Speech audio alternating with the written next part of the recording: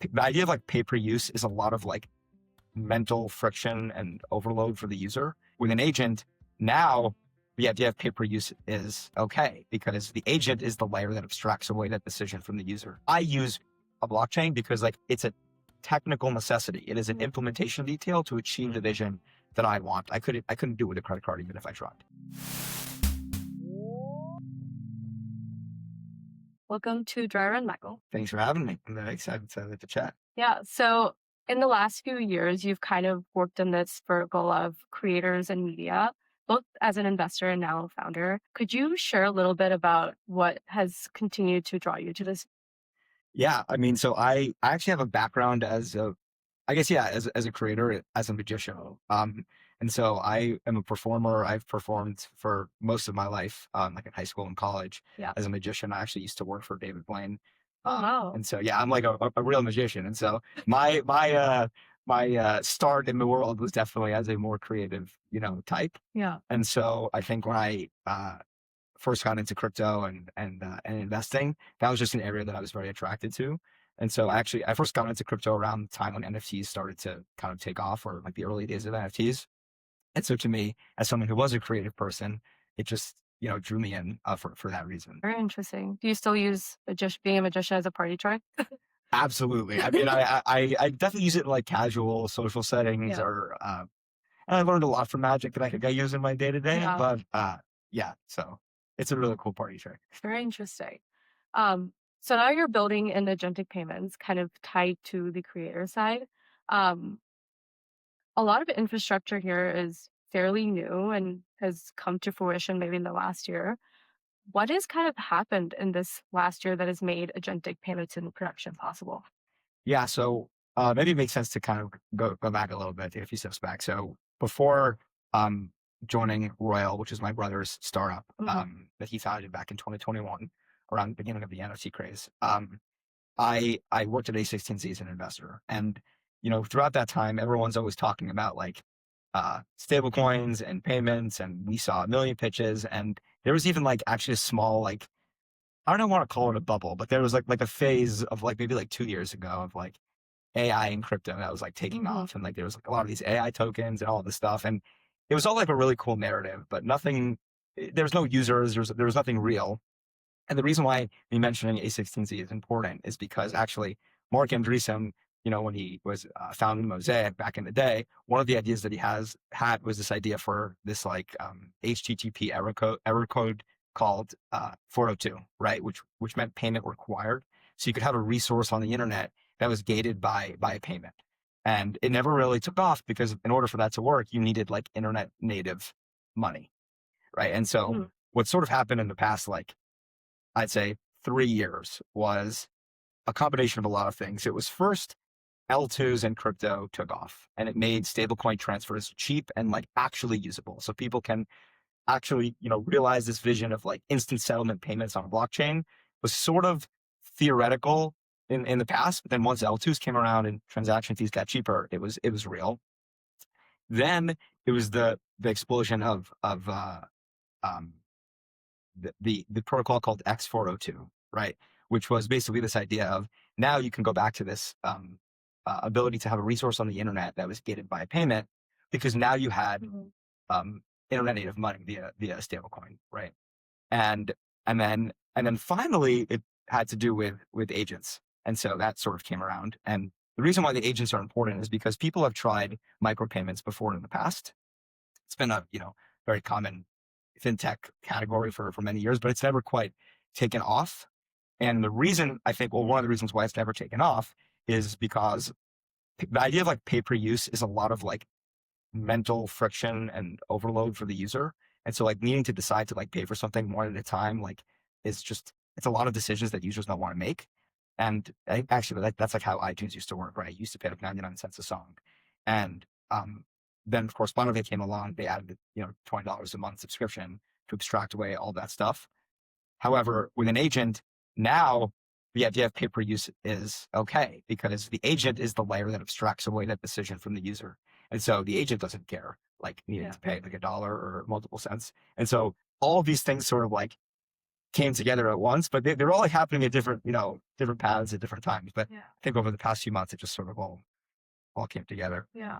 That's true. And so there's a few ways that agents now can pay for stuff. So X402, like you mentioned, the machine payments protocol, um, agent cash is one of those ways you can. For someone that's trying to build in agentic payments or trying to build products for agents, what does the stack look like? And what are tools that they need to be aware of? So you definitely need a wallet. Yeah. And so there's a lot of them. My personal favorite is Agent Cash. I'm Mhm. biased though, because I used to work with Sam Ragsdale at A16Z Crypto Yeah. before he went off to found Merit, which built Agent Cash. Yeah. Him and Mason Hall, that both of them are there. And so, yeah, so I'm biased toward that, but also I genuinely believe it is the best wallet that's available. But there are many other ones. So like Coinbase has one, Privy has one, the Tempo blockchain has one, Stripe has one called Link. So you need a wallet to basically test these transactions. Funny enough, for the developer stack, not a lot of this stuff is happening on a testnet. And so, in contrast to like previous eras of crypto, where people would like try things on testnet first and then use like real money, Yeah. everyone's testing in prod with this stuff, which is kind of fun. Yeah. But I remember I texted Sam at Agent Cash, like, hey, do you guys have a test? And he's like, nah, dude, just tested broad. I'm like, okay. Because it's like sub penny transaction. It's like, Yeah. like That's why true. not? So first you need a wallet. That's the first thing. And that wallet, you have to give it to your agent. And so if you're a developer today, you're probably using Claude Code. You're probably using Codex, one of those things. Very easy to plug in an agent to those. So that's like the first setup. Mhm. Then you have to choose a payment protocol. So there's X402 and MPP. So X402 is sort of it is an open source project, but like Coinbase kind of spearheaded that. And then MPP, which is the machine payments protocol, spearheaded by Tempo, and which is like a Stripe product. Mhm. And so honestly, I think they're both really good for different reasons. So we, at least as a builder, I use both. But if you were to get started today, you could just choose one and start with it. It's pretty, Mm. yeah, it doesn't really matter which one you use. So that's the next thing you need.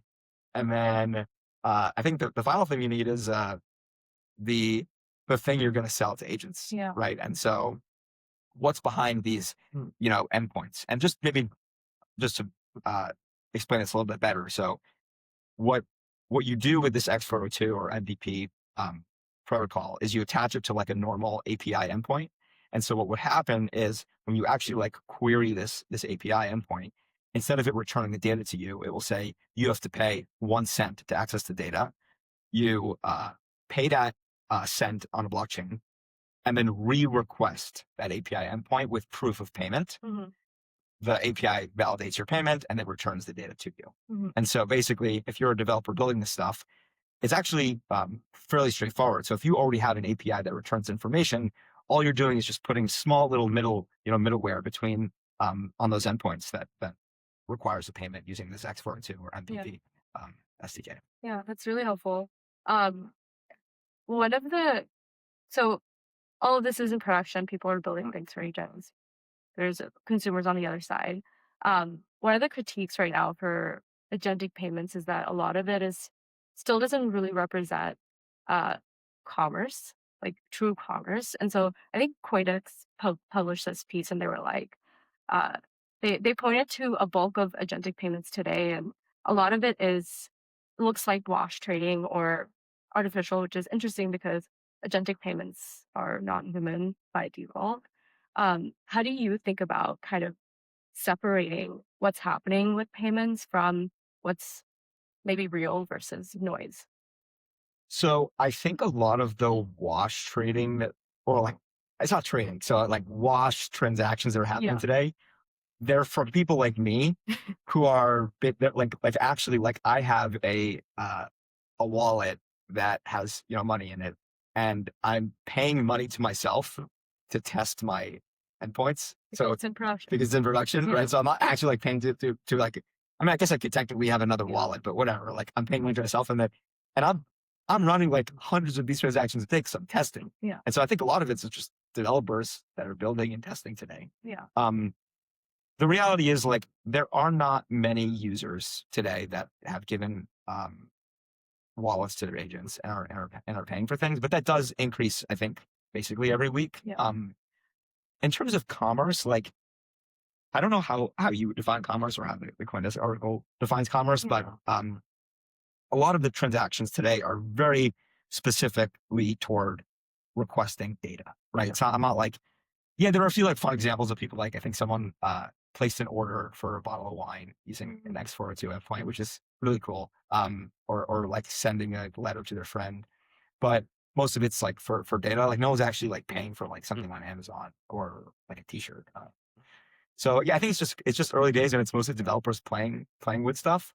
Um, there's not really, at least as far as I'm aware, a good incentive to transact on these things today, unless like maybe the only incentive to do so is like, if you're a crypto native, you'll understand this, which is like, a lot of these transactions are happening on Base or Tempo or Solana, and Base is definitely the number one. And so like if Base ever launches a token, or if Tempo ever launches a token, then that might be a reason to watch payment stuff, to like get your activity up, to show you're a user and then get an airdrop. To be honest with you though, at least the people that I talk to, that sentiment hasn't come on. So it's hard to say. That's interesting. And I do want to talk more about Drip. But before that, I kind of want to hear about your perspective on what's happening with media coexisting with agents now. What do you think happens with media creation as agents increasingly become a really important consumer of media? Well, I think like, I will have to talk about Drip here, because that is part of my opinion, right? Which is that, look, there are two things happening that I've noticed, at least in the world, over the past 4 years. One, ChatGPT launched, flew up, one of the best consumer apps ever, and everybody uses it for research, right? That's the first thing that happened. The second thing that happened is like Substack and Beehive and all these like independent publishing platforms also kind of are taking off, right? Like they've always been around, but really in the past like 2-3 years, they've been taking off. And if you think about it, I don't think anyone says that out loud, but at least from, putting my investor hat back on and I look at it from like a bird's eye view, what's happening, right, is independent publishers and writers do not want their stuff summarized or used by agents, because they don't get credit and they don't get paid. Yeah. And so they're putting it behind paywalls, and with like subscription paywalls, so like $10 a month, $20 a month. And so these are two opposite forces. And so ultimately, like if we ever want to be in a world where we're talking to ChatGPT and we're asking it questions and it's pulling the best information that's available, that your AI chat, your AI agent is going to need a way to get access to those paywalled, sources, and pay for them. Like it shouldn't get it for free. It should pay for them, and also, reference and cite these sources. And so I think like you can even see like New York Times, Bloomberg, like all these people, they put all of their stuff behind paywalls over the past several years. I don't subscribe to them, right? And independent publishers are just doing the same now. And so part of the reason for Drip is we want to meet in the middle, right? We want to give the ability for an agent to access that paywall content, because the truth is they're going to get access to it no matter what, right? Because they scrape things, they publicize it, they make it available. And so if that's going to happen no matter what, like let's do it the right way and let's let them pay for it. And so that's so the thesis behind why we're building Drip. Yeah. And I know that Beehive set up MCP support. I'm not sure Substack has done anything similar to that. But how do publishing platforms evolve now? Like, are they kind of still almost like hesitant to build out these things for creators where agents can access like per article, like basically what you're building? Like, what happens to publishing platforms? So Substack is going to launch it eventually, and Beehive has it. And with this MCP connection is actually more as a tool for the writer than for the reader. And so a lot of people use AI in their writing workflows already. Like even I do. Like I'll write something and then I'll throw it into ChatGPT. I'll say, can you like correct the grammar, correct the spelling? Maybe there's a sentence or two that doesn't make sense. Help me reword it, right? And so how cool would it be to like inside the chat interface, I get my revised draft and then I can just say, great, publish it to Beehive. and it will do that using the Beehive, MCP, right? And so that's a little bit more what it's for today. Is it's a tool for the writer to like integrate everything into their workflow of writing, editing, and publishing all from one interface without like copying and pasting and all that. Yeah. And so that's, I think, the first step. My opinion is that these platforms are unlike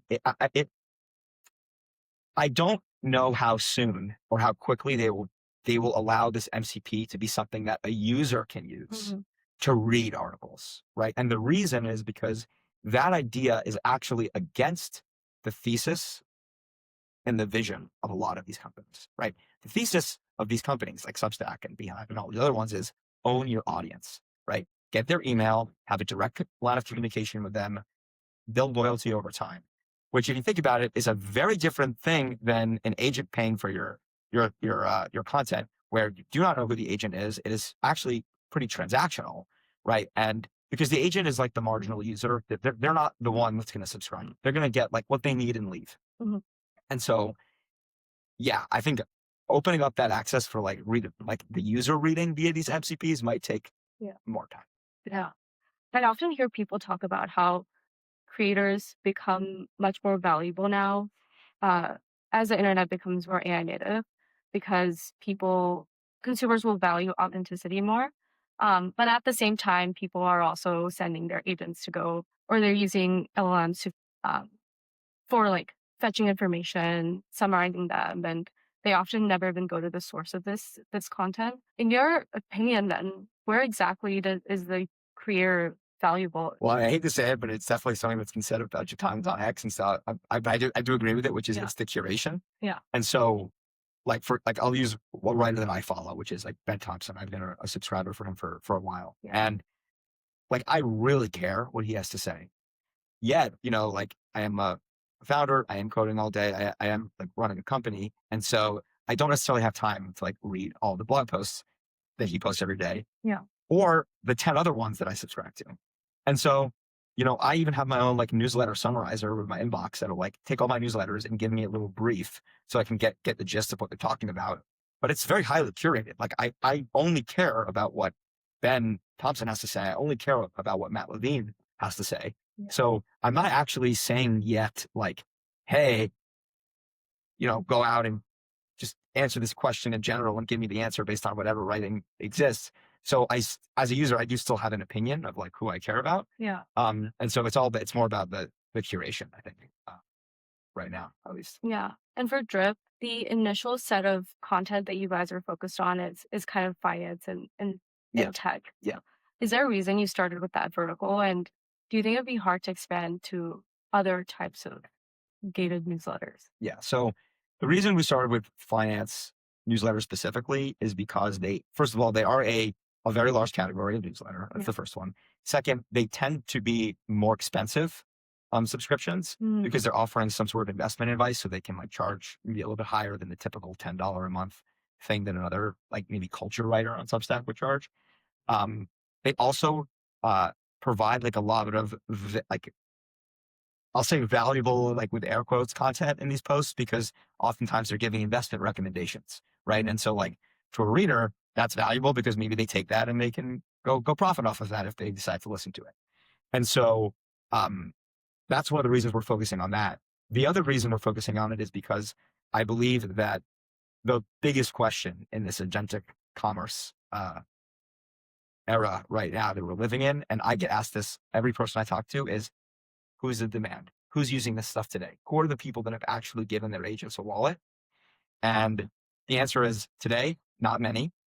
But I think the first category of user that will are people who are, I don't like the word, but like vibe investing, investors, traders, people that are already, they're already reading lots of newsletters. They're already doing a lot of analysis and they're already trading.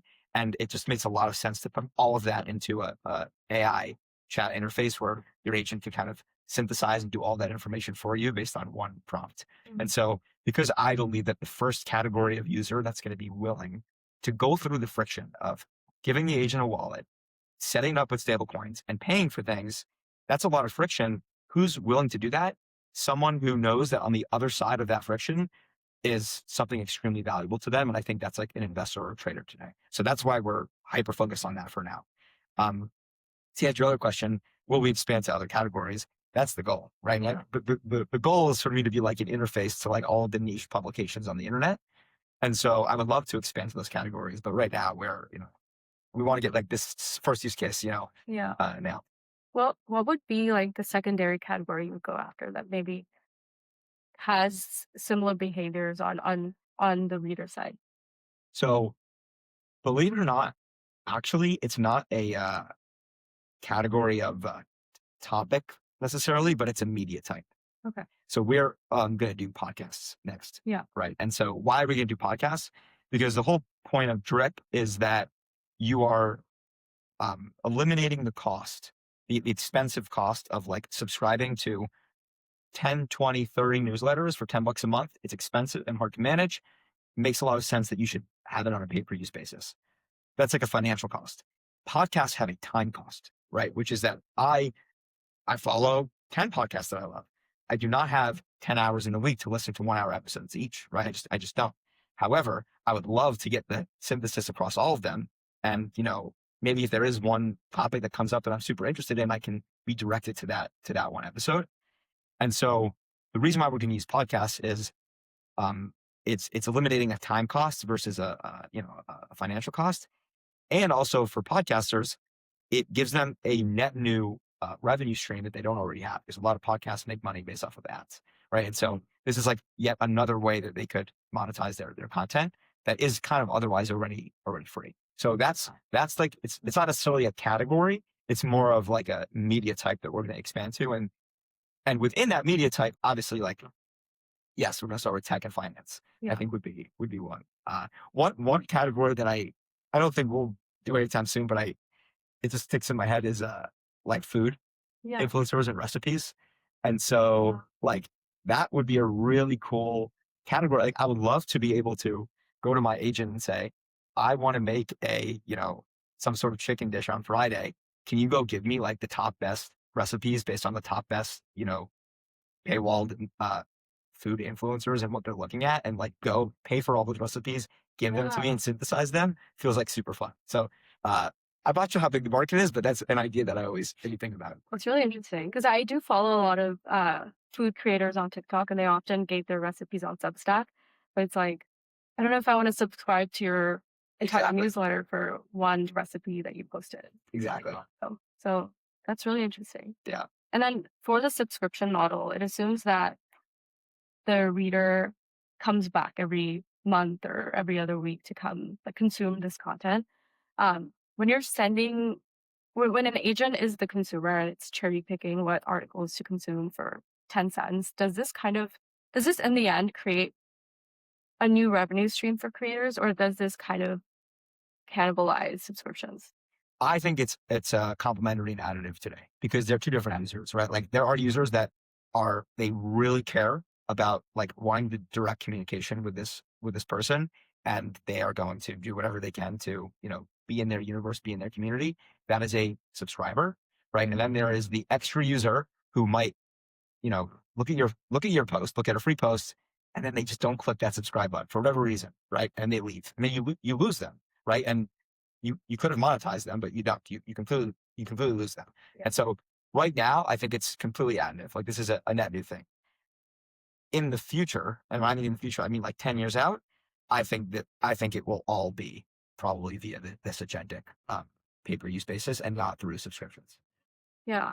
And for Drip, how do you get today, because all of this is new, how do you get the writer to like on board for something like this? Because like, for example, like some trading newsletter, like sometimes they charge you a hefty amount per year to like, obviously they're making their strategies public. So yeah, they need to date that.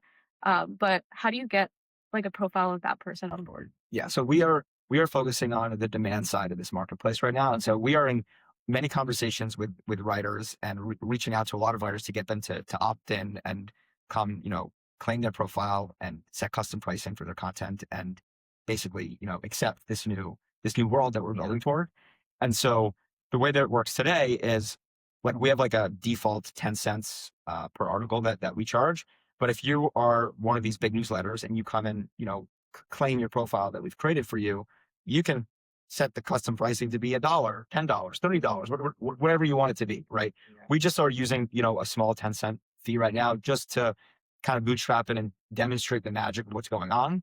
But we are completely on the side of the independent publisher. So we want you to come and we are giving you a tool to directly sell to agents and set custom pricing and all that kind of stuff that you want. And so I think right now it's look, it's like any cold outreach. Like I reach out to all these people. Some people don't respond. Some people do respond and say no. Some people respond and say, let's try it out and see how it goes. Yeah. Right. I think the reality is like with when you're building a new marketplace, it's chicken and an egg problem. Yeah. And I mentioned Ben Thompson. He's a big believer in like, aggregation theory and like demand driven marketplaces. And so that's why we're focused on like the demand driven side for now. But by demand driven, I mean like the agents, right? Like the agents are going to come and pay. And so it's going to take a little bit of bootstrapping, but eventually I feel like it's going to be like a no brainer for like any writer to come. Zooming out of agentic payments and just media and content, right now agents are just paying for like API access or data and it's typically micropayments. How do you see this expand from here to where agents are actually handling budgets? They're actually like buying on behalf of a user or a company. Yeah. So I think where it will likely end up is or at least one path that it will end up is you already pay maybe $20 a month for ChatGPT or Claude. And maybe what you'll do is you'll actually pay, $30, $50 a month. And that extra, $20, $30 is your budget for your agent to use and spend on your behalf. And so you as a user you are not going to have any input necessarily as to the purchasing decisions that it's going to make. It's going to abstract that completely from you. You're going to give it a budget, $100, $30, and it's going to go buy what it thinks is best to give you what you need. And the reason why I think it's going to work that way is because that's kind of how it actually already works with these AI chatbots already, which is you pay $20 a month, but if you're a heavy user and you reach your limit, they'll actually say you've reached your limit. You have to switch to like pay per use of your token cost. And so it's kind of that same idea. So you're going to give your agent a budget, and it is going to go and pay for you. But I don't even know if it's going to be as like on the nose as that. Like, yeah, maybe to start, it'll say, hey, like give your wallet in ChatGPT $100 to go buy things for you. That might be the case. It also just might be wrapped up within your, you pay $100 a month for your ChatGPT subscription, and it pays for your, token cost. It pays for any purchases you might make. It pays for any data you might query. It's going to just completely be abstracted away. But behind the scenes, it is pay per use, One last question on the creative side. You've worked in this kind of world of creator monetization from NFT and blockchain side. And back then, it was challenging and not a lot of things panned out the way that people thought it would. Do you think this is kind of like a new coming of like that's kind of same principles? And do you think what do you think would be the similar challenges that uh like builders face when trying to get creators on board? Yeah, I think there's a million reasons why I think it didn't work the first time, and we could spend hours talking about that. I'm happy to dive into some of those. It's just the truth of the matter is that like crypto has already had a pretty bad reputation in the public eye, and creators are just very skeptical about it. And so it doesn't really matter how cool your new innovative crypto mechanic is for them to connect directly with their audience and make money on the internet. If it has the word crypto, nobody wants to talk to you. And so what's so amazing about what's going on now is the tech has gotten actually good enough where you don't even need to know, right? So, I mean, you could use Drip, for example, and like, you have no idea it's crypto in the background. It's completely irrelevant to you as a user. I use a blockchain because like it's a technical necessity. It is an implementation detail to achieve the vision that I want. I couldn't do it with a credit card even if I tried, right? And so I need to use stablecoin on blockchain rails to accomplish that. The user does not need to know. Like that's like it's completely irrelevant to them. And so I think like in the previous cycles of crypto, this stuff was just too hard to use. Yeah. It was people still felt the crypto, and so felt icky because they, crypto had such a bad reputation, and so they just didn't want to touch it. Also, I'd say that a lot of like the previous version of like creator monetization in crypto was heavily focused on this general idea of get upside in the creator. So invest in the creator, right? Whether that's via a, token or a meme coin or whatever it might be. And I think that what's interesting about that vision that's different from now, like if you think about what I'm doing right now, is I'm paying creators for their content straight up. Like I'm not like, you're not investing in them. Mhm. The users, it's a transaction. You have something I want, I pay for you. And stable coins are a great way to do that. The previous version of this was like, no, I get upside and as a creator. And I think one of the reasons why it didn't work is because, remember I talked about demand driven? Yeah. When you talk to users or everyday people, that sounds like an unbelievable idea. Of course, I would love to get upside in Taylor Swift. I would love to get upside in Michael Jackson. I would love to get upside in this really cool artist that I found on the side of the street doing these cool paintings that started selling them online. Of course I would. Like, that's a crazy cool idea for a consumer. Yeah. Nobody bothered to ask the creators if that's something that they want.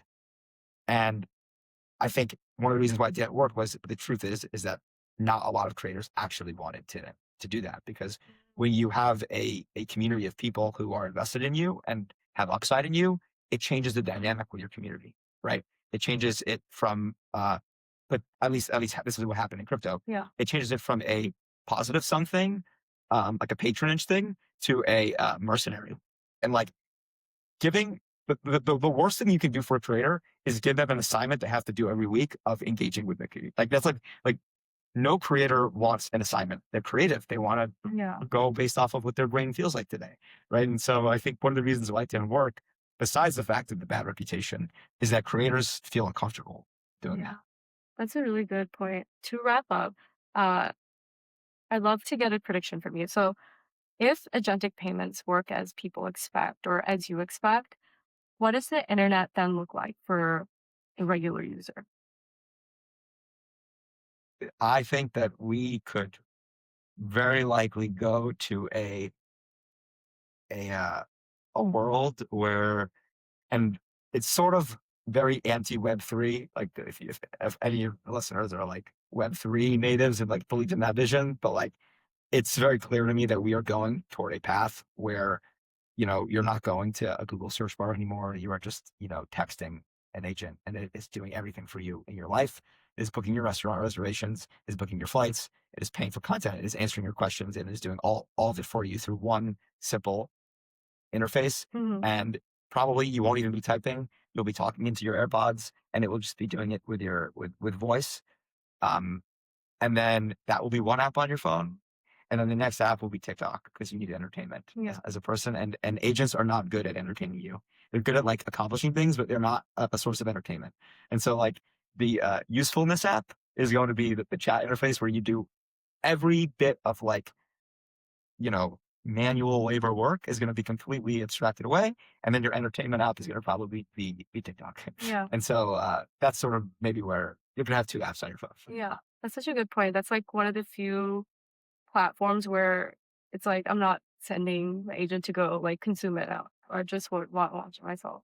But cool. This was a great conversation. So where can our listeners go to find you and learn more about you? Yeah, so my X handle is at Blau Your Mind. My last name is Michael Blau, so that's my words, Blau Your Mind. At Try Drip is the product handle, or you can go to just dripstack.xyz, and actually you could just try the product yourself and feel the magic without. You don't need a wallet, you don't need stable coins. You could actually just start feeling what it's like to like pay per use basis with an agent, with like no setup whatsoever.